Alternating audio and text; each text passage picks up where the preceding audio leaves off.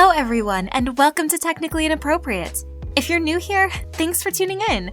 Any returning listeners, you already know what kind of shit show this is going to be, so I don't know why exactly you're back, but thanks to you too. It's been a long 2 weeks, but the boys are rested and ready to talk about how to understand technical talent. Except, as usual, literally everything besides the topic at hand seemed way more interesting to talk about. Between football, Dungeons & Dragons, and other role-playing games, this episode has a little something for everyone. So whether you're a hike football jock who is definitely popular in high school, or if your high school life was closer to my experience and were labeled the not-so-popular nerd for wanting to live a double life as a clumsy orc bard who definitely wasn't about to seduce a dragon, please enjoy this week's installment of No, We're Definitely Professionals, but it sure doesn't sound like it. Enjoy! Oh, man. So, how you doing, Russ? I'm doing good. I just had a nerd weekend with a bunch of D&D dorks. D&D dorks? Ooh, which version? 5e. Thank you for asking. Right. Appreciate the clarification. I've got a group that we've been playing pretty regularly for the last couple of years. And so once a year we go down, we rent a house on the river. We picked this house based on the quality of the gaming table. Oh, shit. There's one dude brings a suitcase full of board games, and we just sit around and play board games and Dungeons and Dragons all weekend, and it is a delight. Oh, that's awesome. I don't know how we already got here. Well, for a given value of awesome. They love it. Let them have this. Damn it. I rolled a 12 on my awesome check, but I've got a +3 modifier. So, a little above average. See, it all went to, so, like, I'm a purist, right? I'm not a Gygax original D&D person. You know, the original sort of light brown color of your testicles in the sun type covered book. Yeah. Right. Hey, but I like the second edition, you know, advanced D&D, and that was me. That was my entire experience, was that. And then they went off and they made like these 47,000 other editions of like D&D. It's very confusing. You know, and they changed all of the rules and the character thing and so on. Well, you know, it's worse than that, though. It's not when they publish these tomes, these Dungeon Master guides. Hey, Rob, is this the level of nerdiness that you were looking for? Oh, you suggest we finally fucking got here. It took us 8 episodes. We are now 100% on brand. All right. Well, let me just complain for a second, Tony. They publish all this shit. Like, you can buy, if you invest, say, $75, you can get your guidebooks that'll let you create your own world and collaboratively tell stories with all of your friends.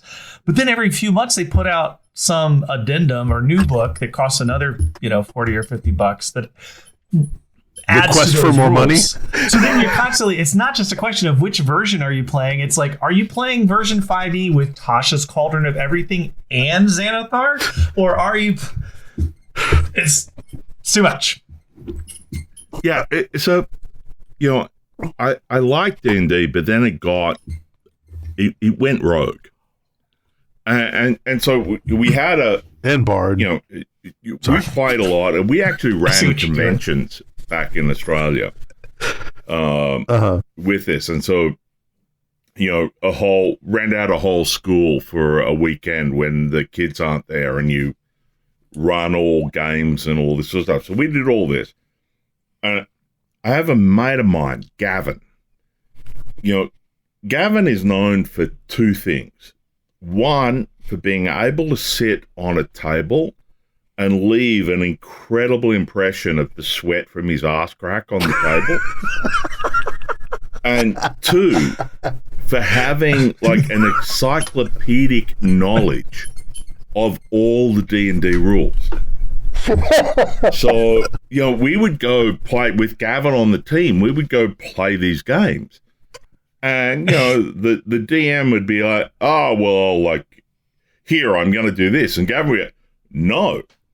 What you forget is on page 342 of the Dungeon Master's Guide in section 4, para 3, subsection 2, it allows us a D6 roll here instead. And I'm like, how do you know this?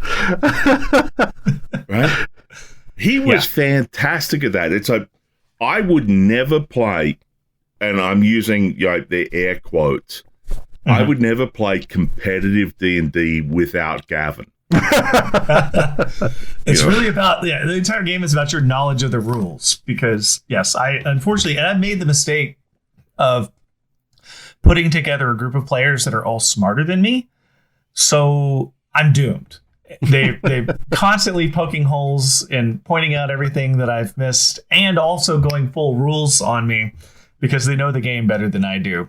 And it's gotten to the point where I can't even add any color commentary. We'll be in a fight and I'll say, and after the Minotaur hits you with his battle axe, he turns and winks. And some other fucker's like, oh, does that mean I have advantage on the attack because he's not looking at me anymore? And I'm like, I'm just trying to paint a picture, man. I'm just trying to paint a picture. My preferred game system is Traveller, which is the science fiction game system. Original Traveller. Okay. On this Traveller 2000 bullshit. Is this the one where you build the whole backstory? But I love Traveller because it was all 2d6, and the whole thing, you could spend 4 hours rolling up a character and have the character die during character development. That is exactly the one I was thinking of. We would waste days of no RP just building characters that died of old age. No. This was like, you'd roll 2d6 and, the system would say, oh, yes, you died in a bizarre cutlass accident. Oh, yeah. Right? Yeah. And you'd be like... But I just spent 3 hours rolling up everything else, right? I wish I had known about this game, because as a nerdy youth, I spent countless hours building characters and rolling characters up, and I probably spent about 90 minutes playing any kind of role-playing game with anybody. Traveller. So this sounds like it's Mark something is the name of the guy that was the author of it. It's a fantastic game. The beauty of it is because Mark Miller. Once you get past the character generation issue, everything else is basically 2d6. Yeah, it was built in 77.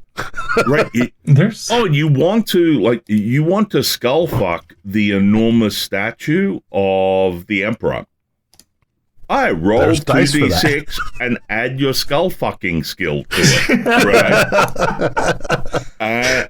And that's sort of the whole thing, and it was fantastic. I loved it.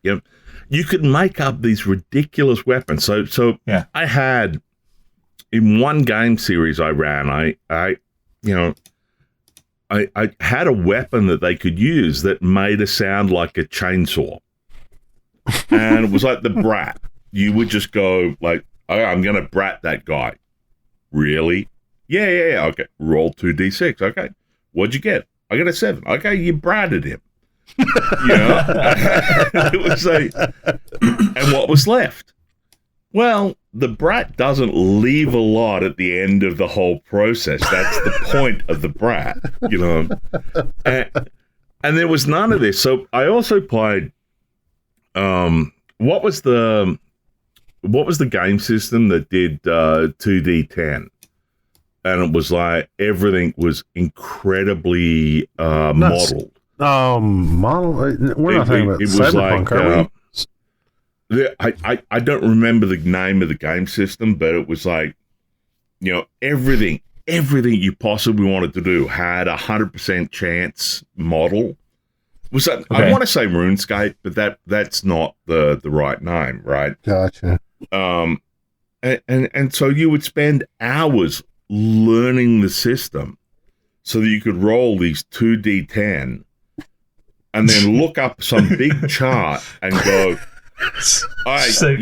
that was 0.3% greater than this is and I'm like, what the fuck? You know, all these games tend to like veer. You know how, what's the saying about all systems move towards the becoming email, right? Or setting, I don't know. You know what I'm talking about. All these systems move towards accounting. They slowly evolve until you're realizing, oh, this is just a spreadsheet, and I could just write a macro and step away, and this would just run itself. And right, you know, and that was the thing that, you know, always, like, I always got with this system was that, like, by the time, you know, if it takes you longer to play out the combat than the combat itself in real life would take, the system has broken down. Right? yeah, that's true. It just boggled my mind. Yeah. So there's a whole world out there of like slow or simplified role-playing games that are one-page RPGs, right? Oh, so there's a couple. Sorry, Russ. There's a couple. GURPS. Yes. The thing. Well, these one-page RPGs kind of follow that. Well, I mean, they're not GURPS, because GURPS is still pretty sophisticated, I think. But these are... Oh, GURPS is incredibly sophisticated. Yeah. It can be... Yeah. No, these are very simple. There's one that I've seen, and I've never really got a chance to play... Well, I've played one of these. The others I'd love to play at some point. But Honey Heist, where all the players are a bear, and you roll to see what kind of hat your bear is wearing. And it's basically a 1d6 or 2d6 kind of game where you're either trying to behave like a bear who's trying to act like it fits in with human society, you know, like you're trying to persuade someone or play cards, or you're trying to do something beary like maul somebody. And that's basically your two actions. And you're constantly moving towards, if you fail a roll for being more human-like, you become more bear-like. So by the end of the game, everyone's just that's a bear. a coin It's fucking awesome. It's what? There's another one that I think you might like because you like the sci-fi ones, Tony, which is called Lasers and Feelings.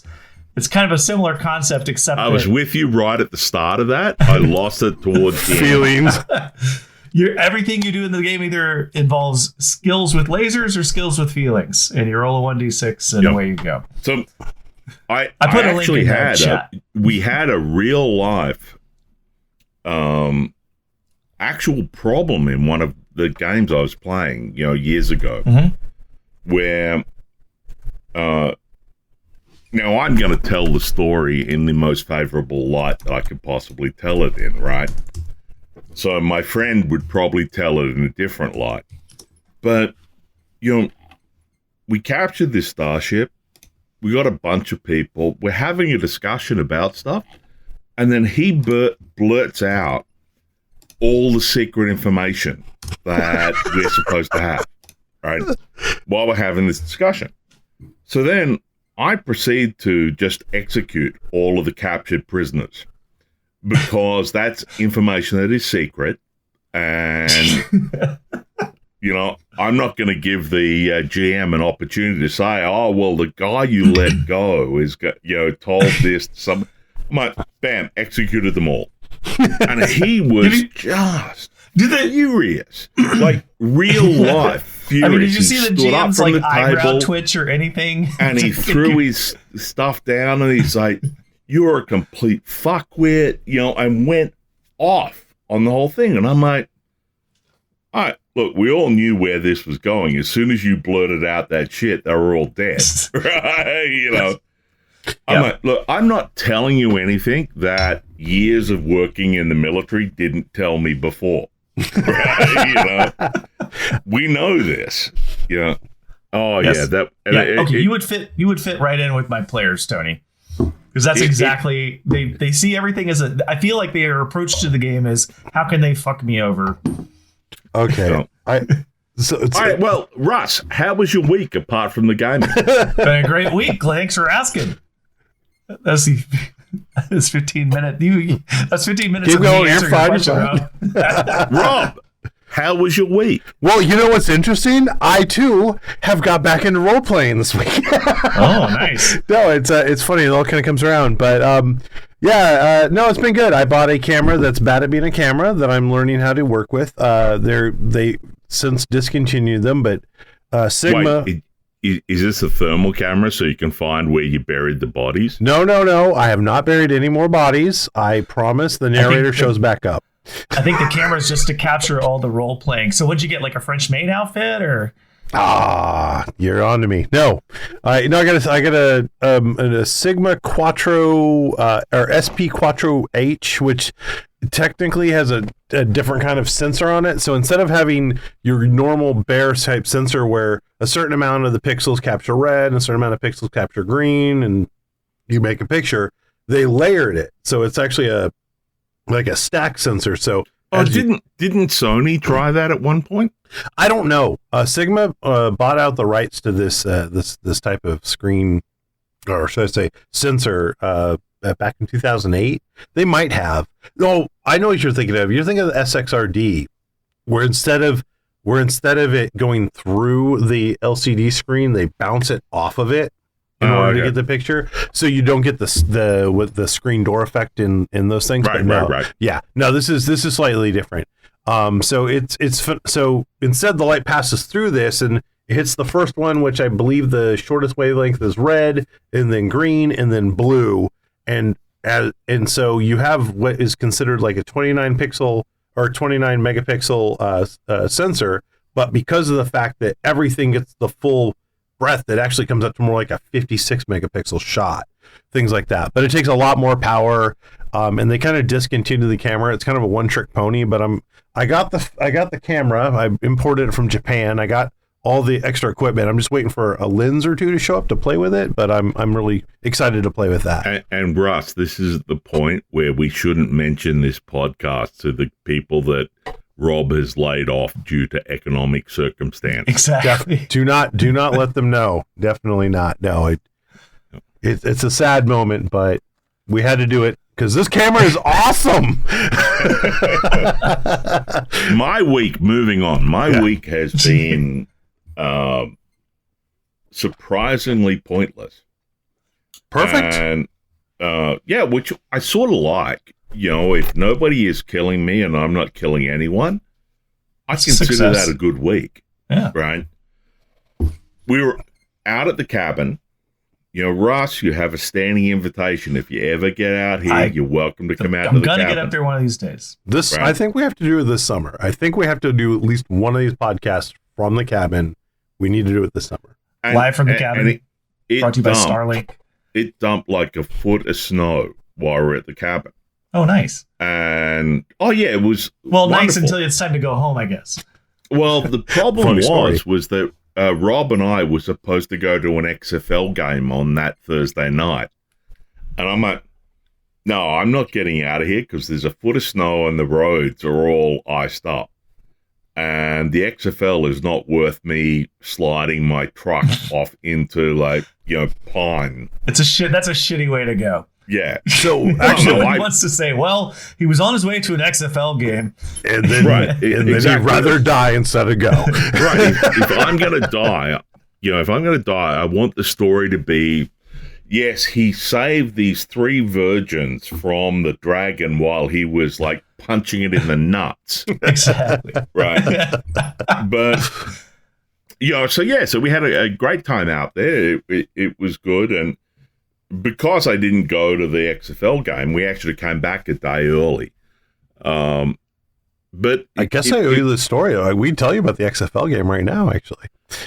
Yeah, well, it's like, so Rob and I were thinking about going to the XFL and actually buying season tickets because it's 5 home games. It's something to do during, the NFL off season.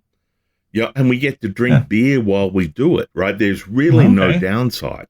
So makes a lot of sense. So Tony. So yeah, I went to the XFL game, and then I couldn't find it took me until almost the last minute to figure out someone to go. Originally, I was gonna ask. I asked my brother, didn't respond to me whatsoever for a while, and I was like, well, shit. So I pinged Joe. a friend of ours, Tony and I know, and he's like, "Oh, sure, I'll go." And then about an hour or two later, he pings me back like, "I can't go. I can't get my dog out of grooming in time to go." And I'm like, "Well, what the hell?" So I finally That is such like That's bullshit. the only thing that Joe would have done that would be more Joe would be to say that he couldn't get his Fiat working. and I would have been, and I'd have called like, I'd have first said, "Oh shit, right. I guess that makes sense." So I was like, "You motherfucker, you sold that thing. It's gone." He's like, "Yeah, I know what to tell you." So, my brother finally responds back, and he thought I wanted him to come play football with my football team, and he's like, "No, I'm not doing that." And I'm like, No, we're just gonna go watch football." And he's like, "Who the fuck's playing football right now? It's XFL." And so I finally got him in, and we went. So we get to the game, we get through, and we go to the club area. By the way, best move, Tony. Yes, the club area is only way to go for these games. So if we decide to continue doing this, only way to go. Yeah, we Do they let you in the club if you're wearing your mangy yak cape? I did not check. I think as long as your ticket goes beep, you're in. Oh, all right, okay. Especially for an XFL game, not for maybe not an NFL game. To be clear, Rob was wearing his mangy yak underwear, Okay. which will soon be available on the podcast merch store. We do Which own the often is URL. confused, by the way, Tony, with Rob going commando. So, no one can tell for sure. Just one is grayer than the other. That's all you need to know. Don't ask which one's which. I'm gonna let you finish telling me about your XFL Is it skid experience marks now. or is it just break? I'm not telling you which one's which. That's all I gotta say. Yeah. So we get in there, and the place like is still empty, like 15 minutes before kickoff or whatever, because of how fucking cold it was. I think most people who bought tickets were like, $100 wasted, give no shits, didn't bother to come to the game. So we walk right up, grab beers, grab dim sum, eat a bunch of dim sum, and then we walk out to our seats, and we're like the only people out there, like in our section. A few other people come. It's actually pretty empty. I think it was a really bad idea to have a game on a cold night like that. They should have just moved it. It's sort of like, unlike the conspiracy theorists that, you can't control the weather. Right. Right. It is what it is. But Hey, Rob, as long as we're doing... Oh, so go ahead. yeah. Sorry. But so like then we decide to come in for halftime, and everyone is packed up. So as you go into the club area and come out of it, there's these windows that look over the field. Everybody who bought a club seat is inside the club area watching the game inside on the TV or in front of them. Like they came to the game to watch the game on TV. I shit you not. Heating versus natural air. Absolutely. But because of the fact that it was such a smaller crowd, you got right up, you got drinks, you got food, everything was really quick. You could get warmed up, you could go back out. Like, I think we should just get club seats and do the rest of the season. Because worst case, we won't remember anything anyway. All right, well, gentlemen, what was the topic for today? I was going to give it to Russ. Russ, any last words? Otherwise, it was your topic. I'd love for you to kick us off. I just want to say congrats to the Sounders for their 4-0 win against Colorado in their season opener. I know. It was epic. How did you even know that? Wait, is that the number of players that fell down clutching their legs? It was the number of red cards. The number of other players? Or is that at the end of the day, I can't... I can't answer any more questions, Tony. This is just me fucking with Rob with very specific sports facts. Every once in a while, I get these weird fucking texts where it's like, "Hey, Rob, how do you feel about Tua in this situation?" with like in-depth details about what's happening in his life and career and stuff. And I'm like, "Russ, please stop copy pasting me ESPN notes." He's like, "You got me." So Russ, I don't like soccer because I think it is boring. Right? I don't like, and this is, I will tell this to anyone face to face. It's like, don't get me wrong. I think the skill required by the players to play soccer is incredible. These guys are athletes. They're fantastic at what they do. I just think their sport is boring. And I put my flag in the ground on the sense that I grew up playing cricket. This is a game that lasts for 5 days and can end in a draw. So I know boring, and I'm just like, come on, guys. And as a rugby player, the thing that really annoys me is when they get the slightest, like, they don't even have to get a touch. They have to get something that looks like a touch. And then they throw themselves on the ground screaming like, you should get shot. 2 Catholic priests out there to have an exorcism. I was wondering where you were going with that. And it's like, The other Catholic come priests. on. It's like, I've broken an elbow playing rugby, and I wouldn't give the other guy the privilege of knowing it hurt me. Right? Just now it rotates both ways. Don't ask why. Well, it stopped me from punching him, so I guess he got off on Off light. like, what happened. But anyway, moving on. Oh, what is the sorry. topic for this week? Yeah, Russ, this one's yours. I was spitballing some stuff, and the topic is, and I may actually edit this as I say it. Please. Originally, the way I was thinking about this was, what is technical talent, and how do you nurture it? How do you hire for it? How do you find it? Right. But I think it might actually be more like, what is talent? Right. What is talent, and what are you like? How do you find it? Because there's different categories. Is it productivity? Is it having an encyclopedic knowledge of whatever you're going to do? Is it an ability to bullshit? Is it just good judgment? So I'm curious as to your own stories about, Well, how do you put a team together? What are you looking for? And how do you make sure you're not hiring duds? I think you've made it too broad, Russ. Okay. Because the ability to bullshit is a key requirement if you're in marketing, right? The ability to lie face to face is a key requirement if you're in sales. No, 2-drink minimum sales. Right. The can you deliver bits is a requirement if you're in engineering or support, the IT pro support thing. So I would drag it back a bit and just say, like, let's look at technical talent. Sure. Because Yeah. I don't want to talk about sales talent. Like, I've met some incredible sales guys. These guys could sell ice to Eskimos, and they were fantastic. But if you'd ask them, how do you turn your car on? They'd be like, I'm really not sure about that how the technicality of that works. Right? I beat my bus pass. And I think it's much more interesting to talk about how do you identify somebody that isn't just a script kiddie versus somebody that actually knows how to write code.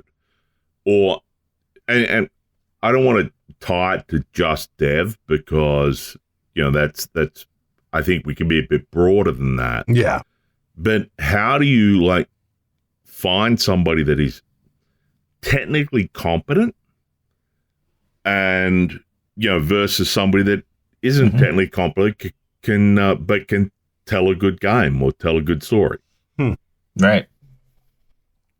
And I would say the other kind of question I have is, how do you find somebody who has potential? So they don't have the resume that says, I've done all of these things, I know all of these things, but rather somebody that you can, how do you tell when you're talking? Because there's times I've had where I'm talking to someone and I realize they may not have the technical background or resume that I'm looking for, but they've got it, right? There's a spark there. I feel like they can problem solve. There's something there, right? So I'm interested in understanding, do you look for that as well? And how do you find that? Right. Well, I've always said that an engineering degree is not teaching you how to solve every problem. What it's teaching you is how to go and find the right books to open up, to look at, and then get the data and understand the data to be able to solve the problem that you're given. And to your point, Russ, that's the thing. It's like somebody that doesn't know the answer today is not necessarily the person that won't know the answer tomorrow if you give them a chance to learn the piece that's in between, right?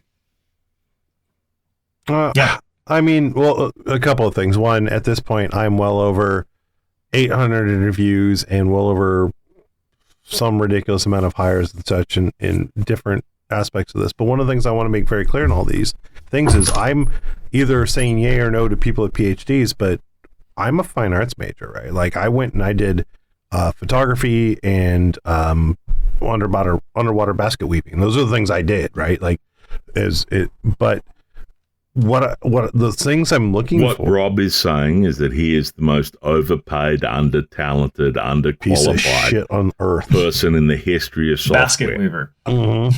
Yeah. But with all that in mind, I'll turn around and go like, one of the things you'd said that the it factor or whatever that's involved, I'm looking for someone with some kind of creativity, imagination, and ability to apply themselves to the solutions in front of them, regardless of what they know now.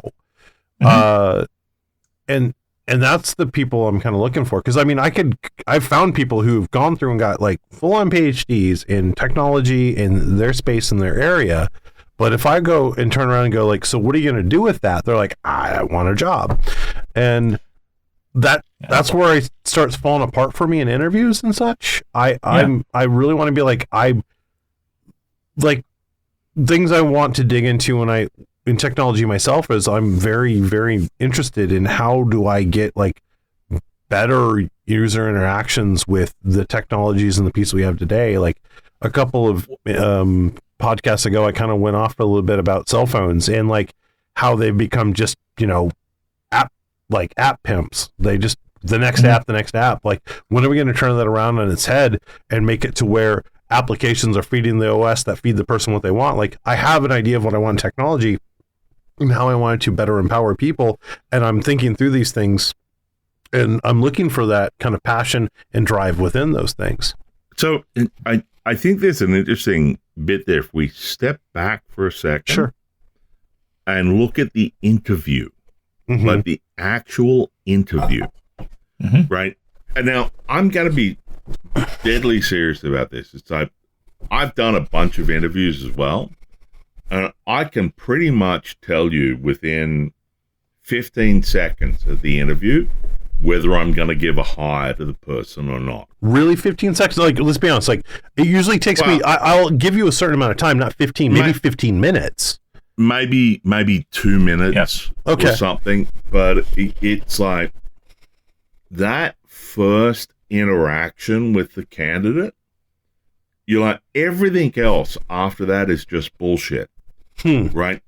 Because the person wouldn't be interviewing with you if they, let's assume. Well, they get to now me. Now I'm assuming that HR does their job, right? Which is a big assumption. But, like that candidate wouldn't be sitting in my office if they couldn't actually do the job. And so in that first couple of minutes, and I have an hour to interview them, in that first couple of minutes, I'm like, I want to hire this guy or I don't. Have I ever talked about the time I got to Microsoft? Have you guys heard the story? Well, think about your hiring loop. And, with all due respect, Rob, half the people on your hiring loop should probably be fired. Fair enough. I won't argue that, especially when I tell you the story. The thing, Ross, and I don't know if you're familiar with this, but the Microsoft had this thing where you would come in at 8 in the morning and then you would basically have back-to-back interviews all day until about 5 o'clock in the evening. Right. When if you'd passed everyone in that day, they would then send you to what they referred to as an as-appropriate interview, which would typically be the boss of the boss of the boss that hired you. And you would go sit down there and you talk to them, and then HR would, trundle you off back to the hotel and everything. The whipping post. But if you, at any point during the day, if you got kicked out, it's like, that's a no. That's clearly a no at any point. And when you did the as appropriate, it's a maybe. Because if you got the as appropriate, what that meant was that some senior guy was willing to give up his time to actually interview you. So that meant you were more than a maybe. You were just positive maybe. You know, and then you would do the interview. But, you know, so how in the hell did you get through this, Rob?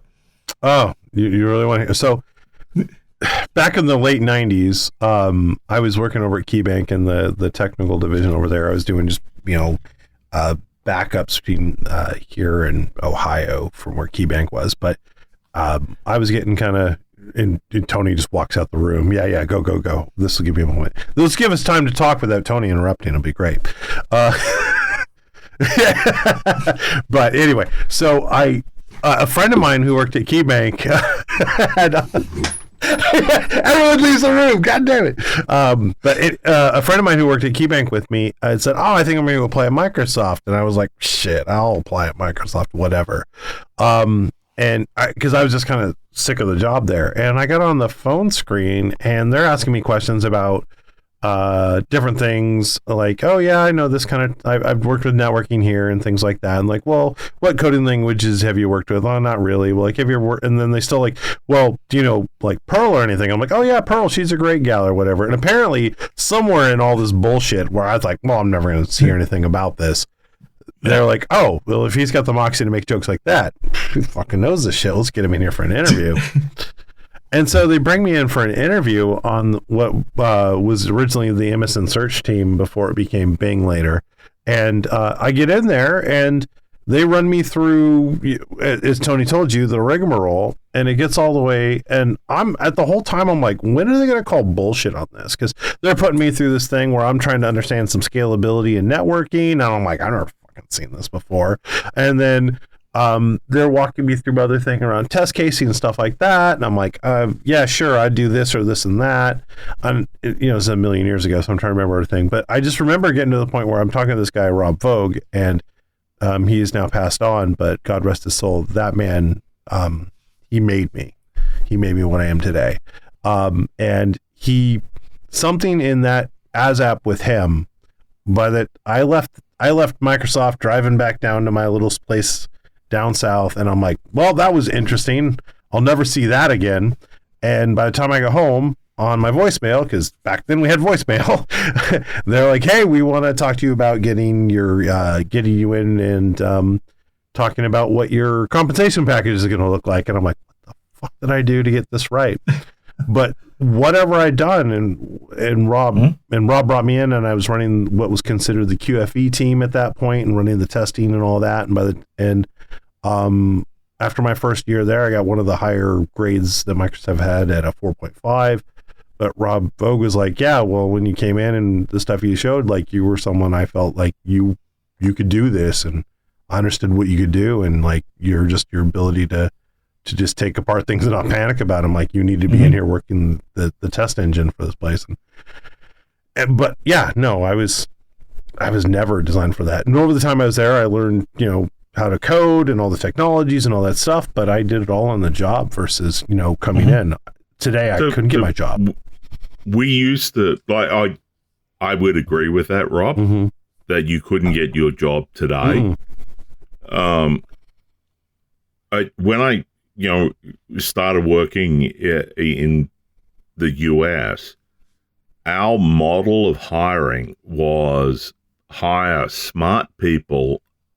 It is easier to hire smart people and teach them the job than it is to hire somebody that knows the job and make them smart. Yeah, absolutely. And so, we would get a lot of like people that would come in and they'd worked many years at many companies, and it's like, yeah, you just sort of don't get it. And this was the point that I was making about that first 3 or 4 minutes of the interview, right? Yeah. You either get it on. I remember I did an interview with a very smart young man.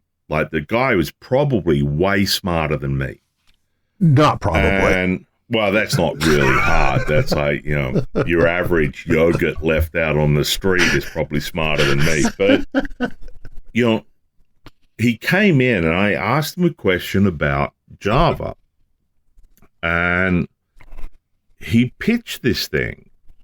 And the way he did it, it was clear that what he was doing was giving me, like, the reach around. And, he was going to make me feel like everything that I did. And I said to him, I said, okay, awesome. Now, imagine you're on the other side. Tell me why that wouldn't work. And as soon as I said that to him, there was like deer in the headlights thing. And he's like, because he had prepped to like tell that story. Right. Yeah. Sorry, Russ, go ahead. Please. Oh, no, it's what you said is really resonating with me, Tony, because I think that's one of the things that when I was thinking about this topic of how do you find talent, or even you're saying, I'd rather hire smart people and teach them a job. The question is still, well, how do I know they're smart and not just charming? Right. Right. And I have always found you would hire me. Well, of course. Charming motherfucker. I'm motherfucker. clearly not charming. And let's face it, neither is Rob. So here you go. Two of the three of us here are and not possibly charming. questionably a homicidal maniac, as far as we can keep going. Russ, you were saying? That's what I was saying. It's when you start, I think the most illuminating or the most insightful interviews I've had when talking to candidates is when you get into a territory where they don't know the answer. And that could be for a super senior person. It might be getting into, something super deep. For somebody who's brand new to the industry, it might just be about, let's talk about optimistic locking and how that works, right? It could be anywhere on that. It doesn't matter where on that spectrum it is. The interaction is the same when you take that person and you get them into an area where they don't know. Admit they don't know. I'd almost say they don't know. Yeah. Well, that's part of it, right? Like, that's the charisma part. Is this person capable of saying, I have no idea? Mm-hmm. And then now let's have a conversation, and I'll tell you what I understand about it, and we can kind of hash it out. And that's where you see those are the instances where I see the light bulb go off and understand that, like, they have that spark, that creativity, that ability to come to a conclusion. But if they're just answering questions that they prepared for, or, if we're just talking about what you learned in your CS program, it's not as illuminating. Russ, on that point, one of the things I would tell, new product managers when they would come into Microsoft is that when you're in a press interview, when the press are asking you questions, it's okay to tell them you don't know. Yeah. Actually, I look for that. Yeah. And just say, like, I don't know the answer to that. Mm-hmm. I am more than happy to go and find the answer for you and follow up and get back to you with the answer. And now that's a little bit of a thing that if you don't follow up, you lose credibility. But if you follow up, you actually get double credibility from saying you don't know. I'm almost, this is all reminding me, I almost miss doing more of the technical interviews. By the time people get to me now, I'm looking at fit and finish stuff, right? Like, are they a good culture fit for a company? What is their ceiling? What's their glass ceiling? What do we got to do to break through it? Like, I'm almost missing that piece now. Back, Rob. You don't give a rat's ass about any of that. All you care about is how does it fit the budget. I'm just looking for how. Yes, yeah, probably. Did you say how does it fit the budget or how does it fit the budgie? Either one works. Okay. Russ brought it up this week. I didn't expect that. Man, all kinds of stuff. No, I hear what you're saying, Rob, because it's been a long time since I've had just a good old fashioned, let's get the whiteboard out and. I used to love that playing that Columbo thing. Yeah. Oh, let's take one more thing. Like let's see. Question. Yeah, let's see how far we can take you down the road before you start to sweat. I hated interviews. right? I hated doing the recruiting interview thing because, I was given a half hour, an hour, or whatever. And I'm telling you that, like, mostly it took me 3 to 5 minutes at the start to decide whether or not I think you're a good fit, a good hire. Do you have your shit together? That sort of thing right at the start.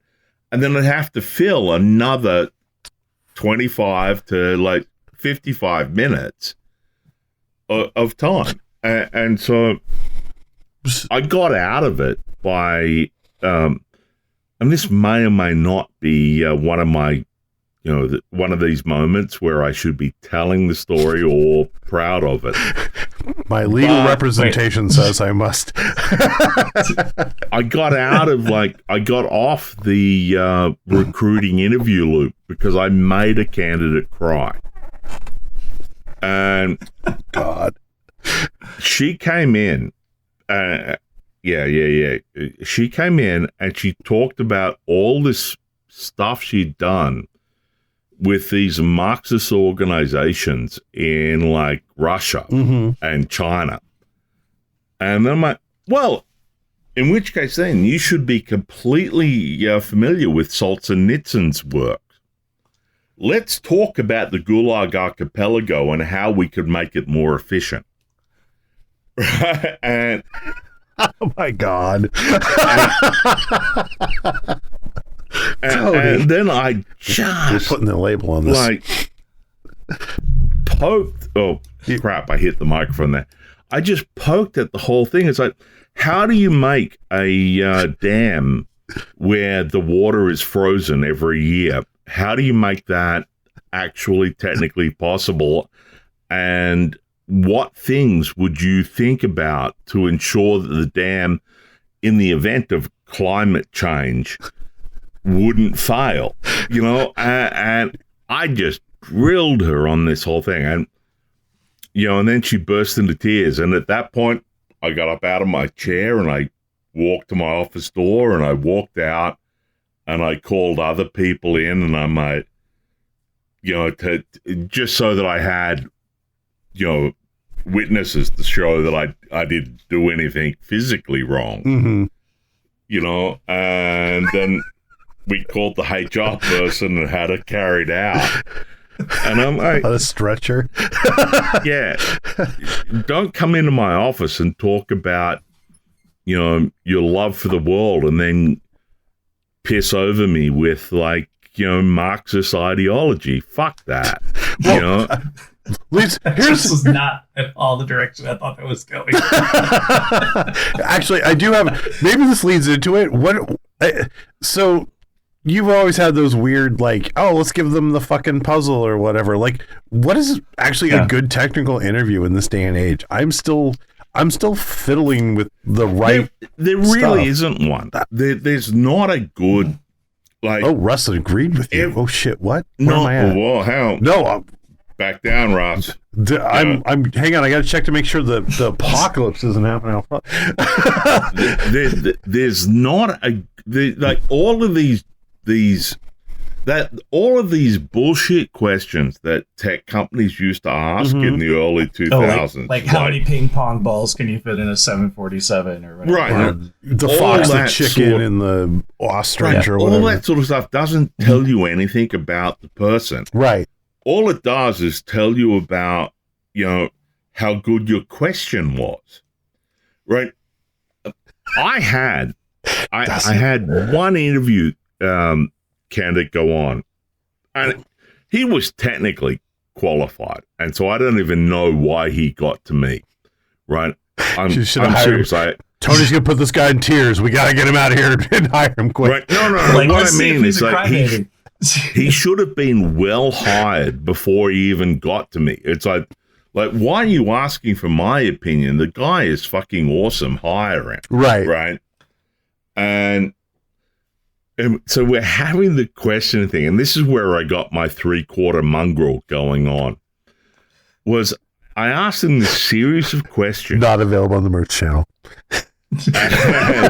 I asked him this series of questions, and at some point during the process, he stopped and he said, "Wait, are you asking me to sell iced Eskimos?"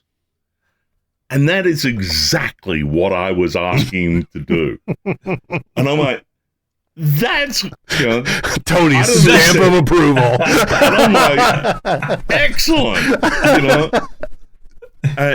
I don't even understand why he was like given to me. Right. Yeah. Like, I'm like, we should have hired this guy like 4 interviews ago. And that's the other thing. The process runs a process. Yeah. The process is the process. Yeah. For sure. To answer your question, Rob. Yeah, please. I haven't done. I'm not doing technical interviews these days, and I liked it. I would love to begin doing that. I have found that the dumb questions about like how many ping pong balls fit in an airplane and stuff. I mean, those. Yeah, they seem like gimmicky, right? But I do like a question that involves putting some kind of at least pseudocode on a whiteboard that we're collaborating on, right? Because that's part of what I'm wanting to know. 2 things. One is like, do I like this interaction? Are you asking questions? Are you freezing up? Are we kind of going back and is there some chemistry, right? Which, to your point, Tony, I think I do agree. I can know within a few minutes whether or not I want to work with this person. The interactivity that happens on the whiteboard kind of usually confirms that, okay, yeah, I was right. This is good. This is a good interaction. Or, oh yeah, I was right. This person, we're not meshing, right? But the other part of it is using the code or pseudocode as a framework for having a conversation to understand their problem solving skills and get them to a problem that they don't know the answer to natively that we have to hash out. And that actually gets us back to the gimmicky ping pong balls in an airplane problem.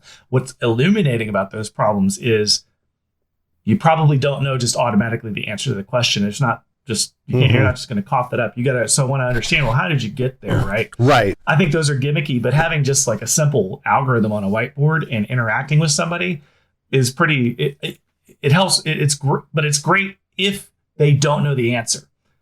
If they know the answer, it's not eliminated. Right.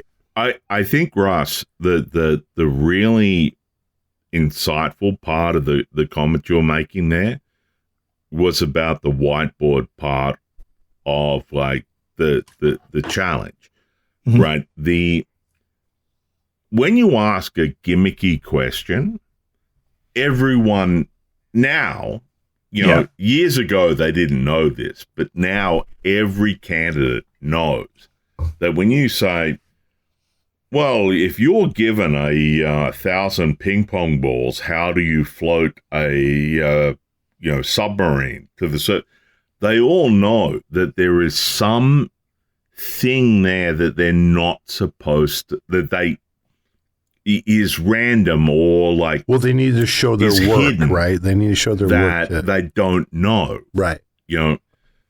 When you get them working on a problem with you, then at that point, they're like, oh, wait, now we don't know this. This is a thing we don't know.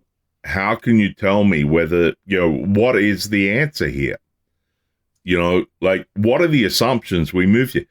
And I was reading a post on an electronic engineer forum just recently where they were talking about, what is the VSWR, which is the standing wave ratio, if you connect a 50 ohm thing into a 75 ohm thing, if all the components are ideal. Now, the textbook answer to that is 1.5. That's what your SWR ratio should be. But you didn't show me how it work. And no, but that's fine. Yeah. But then somebody else asked the question, said, well, I measured it with this bunch of cable, and it turned out to be 1.3. Why is that? As the question. They weren't like arguing about the thing. They were saying, well, you really should ask this type of question. That question, they turned ideal into real world and then asked the question about why that changed, right? Now, any actual real RF, electrical engineer that had done RF training would tell you that it's, the connectors. You've turned from ideal to non-ideal, so it's connectors. It's like cable loss. It's there's a litany of things that would change that value, right? But it struck me that it was interesting in the discussion with the candidate would be to have, as you were saying, Russ, that, explain to me why this would happen, right? Right. From a technical perspective. Yeah. Interesting. So if I can wrap it all kind of back into one thing, because Russ is not used to usually giving the subject and the closer. So I'll help you out a little bit on this one. But I really feel what the two things we've come into this with. And Russ would understand how to do this more if he was wearing a proper set of budgie smugglers. I'll never tell. The right way. Now all he's wearing is probably some banana hammocks. Multiple. They're completely different. He does like a good hammock. It's not the same. No, not the same. But It doesn't. Yeah. if I may get you Russ, we can explain your banana hammocks next time. I think I've learned something a little bit here, and I'll let everyone kind of roll through this. But one of the biggest things I've always looked at in any interview is, can they critically think without ego about how to solve a problem and move forward? But I actually think that is the key fundamental thing that we're all talking about. But then you add on top of that the amount of real world experience that they can both demonstrate and show tells you how far down the line they've gone from kind of entry level, grub all the way up to, senior level, should be retired, right? Like, I think those are the two big factors that you look at in finding out not only do they have it, but how long they've been doing it. What? How big is their it? Exactly. Is that what we're really... Are we all now talking about just my Schwartz is longer than your Schwartz? The quest for Well, Right. I will say there's definitely been times where I've interviewed someone with 15 years of experience and I've realized, they've just had the same year over and over for 15 years. Yeah, they've been at it for 15 years, still trying to figure out how the fuck to get off the floor. But, you get some of this random crap that happens, right? I think, so I got asked the question of, when I came to Microsoft my second time, they asked me the random, special question of, well, estimate how many gas stations there are in the US. And I said, well, you know how I do that is I'd ring the Gas Stations of America Association and ask them how many gas stations are there in the US. And they're like, oh, no, you can't do that because, I'm like, no, you're just asking a bullshit question for a bullshit answer. Yeah. Like, right. There are people that can do this for me. Why would I do it? It's like, that's smarter, not harder right there, right? Well, right. And you still got to your as appropriate with that. Exactly. Yeah. Well, my as Tony worked there for appropriate 25 years. in my second interview at Microsoft, the vice president that interviewed me, he had the ping pong ball pool 747 warehouse question. And I'm like, yeah, I'm not going to do this because this is just like, here, let's go to the whiteboard and I'll explain how it all like fills out.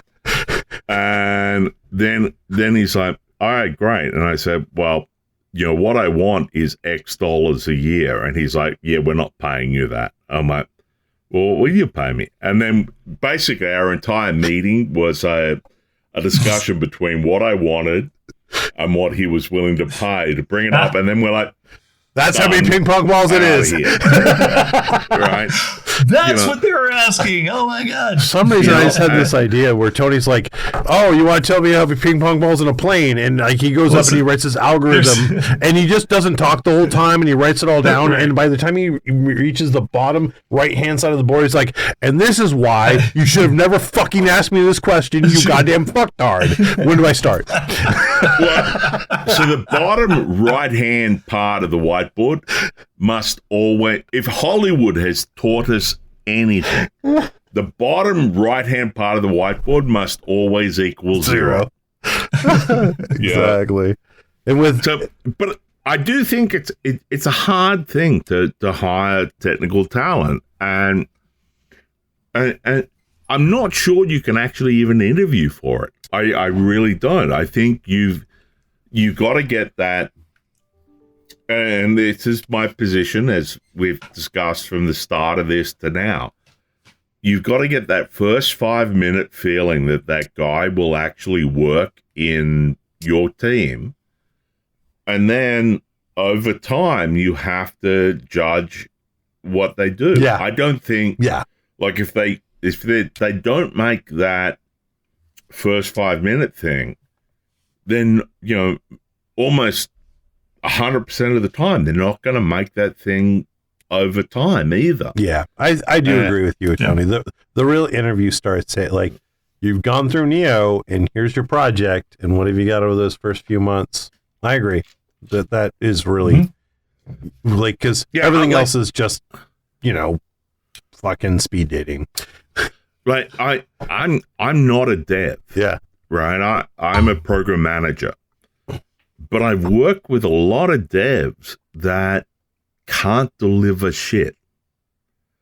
And, you know, like, you give them what should be a simple task, and then, you know, it's like maybe 3-5 days of worth of dev work, and then 3-5 days after that, they're like, oh no, still takes, you know, I've got another 2 more hours.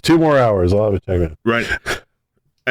And this is where, you know, having good dev managers makes a difference as well, right? Because as a program manager, you know, I can look at something and I can say, yeah, I feel like that's 2 days of work, right? But is it? You know, I'm pretty sure that I have a lot of experience, and that's about 2 days of work, right? But when the dev comes back and says, oh, yeah, that's going to be 17 days, that's when you look at the dev manager and you go, hey. Yeah. You know, and the dev manager should be like, yeah, I wrote that code last year. In less than 17 days. Exactly. You know, and it took me 16 and a half, and you'll do it in 15. Right. But that's why, like, I actually don't think you can interview technical people on technical grounds for their jobs. You have to interview them on, do you think they'll work with the team? And do you think they'll like be able to contribute? And that comes back to my, you know, in that first 3 to 5 minutes, is that person the right person to work on the team or not? And the rest of the interview is basically just bullshit, trying to fill in time because HR says it should be a half-hour interview. So I would say, and I know you're trying to land plane, Rob. Okay, I got my plane. I got my wheels out. I'm good. Go on. I think my model is to use technology to create the problems that we can then have a conversation around, but I don't care about the nuances of the syntax of the language, right? But I want to be able to, like, at least it's a common language. I know we're talking about databases or object relational mapping or whatever it might be, right? Like we have a common area, and then just use that to introduce problems that help us get to that. I would hate to think that there's I was laughing as you said, Tony, there's no way to interview technical people. And I'm like, God damn it, we've been talking for the last hour about how to hire technical people. Guys, I already have the answer, and we started the whole fucking episode on it. You walk into the room, they're sitting there nervous, and you go, You want to play D&D with me? Amen. No, if you've got a complete conference room full of people, throw an orange at them, right? And then see who tries to catch it versus see who gets out of the road versus see who just says it's a fucking orange, it can't hurt, and lets it fall, right? And then ladder rank them at that point. Fair enough. But they still got to play D&D with us. That's right. All right. I think we've gone through a bit of it. Actually, that was a good one. Russ, thank you for the suggestion. I actually really enjoyed that. We might have actually been a little more technical than we usually are. How weird. Well, at some point we're going to talk about agile. Oh, yeah, that's on the list. Somehow we keep putting that one off. I can't wait. Oh, man. Yeah, because Russ has a 3/4 mongrel over agile. And, not on our merch channel. Also on the merch. No. All right. And, maybe we'll see it. Well, no, hang on. Whoa, we won't see the 3/4 mongrel. We're going to see maybe agile or we'll see see three-quarter the mongrels? discussion about agile. Oh, okay. Well, when we all vote it up, we'll get there. But gentlemen, actually phenomenal. Can we do this again next week? Russ, you in? Yeah, I'm in. All right. Next week it is. Talk. Good. For sure. I'd love to. All right, guys. Yeah. All right. Gentlemen, as always, pleasure. Yeah, you as well. Gotcha. Cheers, all. All right, I'm going to go read some Communist Manifesto now. Yeah, don't cry. Cheers, all. Well, what do you think? Do you have the critical thinking skills the boys are after? Do you catch the orange? What's your it factor? I think this is another job well done for the guys. Well, that is, only if their job is proving that they're better off retired than employing anyone. We'll be back next week, so I'll see you there. Cheers!